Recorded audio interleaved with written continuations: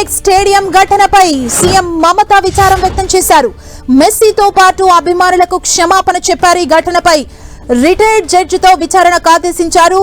Star lake stadium నుంచి messy త్వరగా వెళ్లిపోవడంతో అభిమానులు ఆగ్రహం వ్యక్తం చేశారు. ఈవెంట్ నిర్వహణ వైఫల్యానికి గాను మెస్సీతో పాటు అభిమానులకు క్షమాపణలు చెప్పారు సీఎం.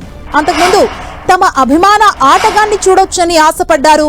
వేల రూపాయలు ఖర్చు పెట్టారు. గంటల తరబడి ఎదురు చూశారు. తీరా చూస్తే ఆటగాన్ని చూసే అవకాశం దక్కలేదు. దీంతో అభిమానుల ఆగ్రహం కట్టలు తెంచుకుంది.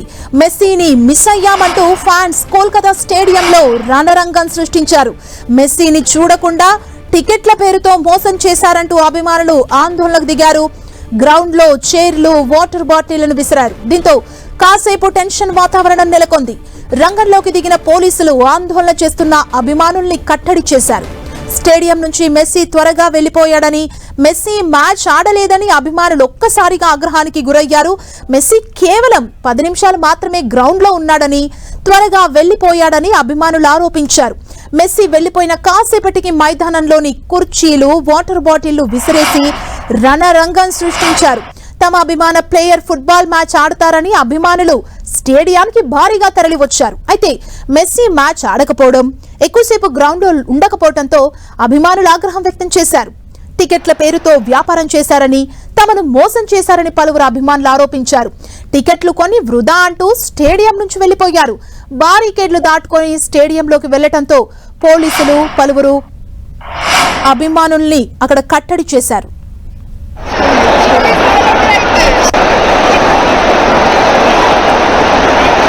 చూడొచ్చు, మెస్సీని చూసేందుకు చాలా మంది అక్కడికి ఫ్యాన్స్ వెళ్ళడం జరిగింది.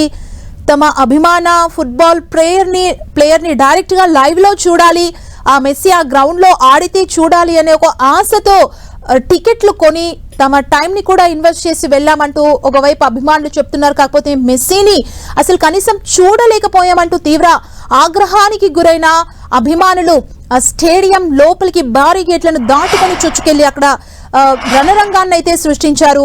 చైర్లని, వాటర్ బాటిల్స్ ని మొదట విసరడం జరిగింది. ఆ తర్వాత లోపలికి వెళ్లి అక్కడున్న కొంత వాతావరణం మొత్తం ధ్వంసం చేసిన సిచ్యువేషన్ కనిపిస్తోంది. మనం చూడొచ్చు, మెస్సీ గ్రౌండ్ లోకి వచ్చిన వెంటనే మెస్సీ చుట్టూ విఐపీలు, వివిఐపీలు పెద్ద ఎత్తున ఉన్నారు. కనీసం 10 సెకండ్స్ కూడా మెస్సీని చూసేందుకు అవకాశం దక్కలేదు. వేలల్లో ఖర్చు పెట్టి కుటుంబం మొత్తం వీకెండ్ టైం ని ఇన్వెస్ట్ చేసి ఎక్కువసేపు జర్నీ చేసి స్టేడియానికి వచ్చాం, కనీసం మెస్సీ గ్లిమ్స్ కూడా మేము చూడలేకపోయామంటూ చాలా మంది అభిమానులు తీవ్ర ఆగ్రహానికి గురయ్యారు. అక్కడ ఉన్న వస్తువుల్ని బ్రేక్ చేస్తున్న దృశ్యాల్ని మనం చూడొచ్చు. భారీ గేట్లు దాటుకొని స్టేడియం లోపలికి ఫ్యాన్స్ వెళ్లి అక్కడ బీభత్సాన్ని సృష్టించారని చెప్పాలి.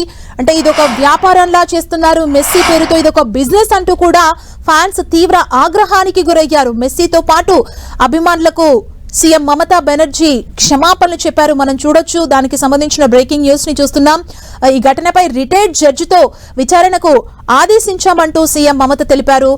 మెస్సీ ఇమ్మీడియట్ గా ఎక్కువసేపు అక్కడ ఉండకుండా త్వరగా వెళ్లిపోవడంతో ఫ్యాన్స్ తీవ్ర ఆగ్రహానికి గురయ్యారు. ఎందుకంటే మెస్సీ రావడానికి చాలాసేపు ముందు నుంచే స్టేడియంలోకి వెళ్లి వారంతా గంటల తరబడి వెయిట్ చేశారు.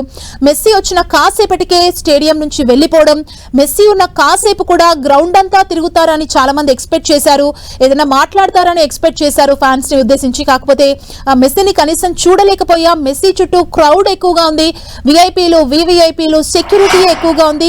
అందులో అసలు మెస్సీని మేము చూడలేకపోయాం, ఇదొక బిజినెస్ మెస్సీ పేరుతో అంటూ కూడా ఫ్యాన్స్ చాలా ఆగ్రహాన్ని వ్యక్తం చేశారు.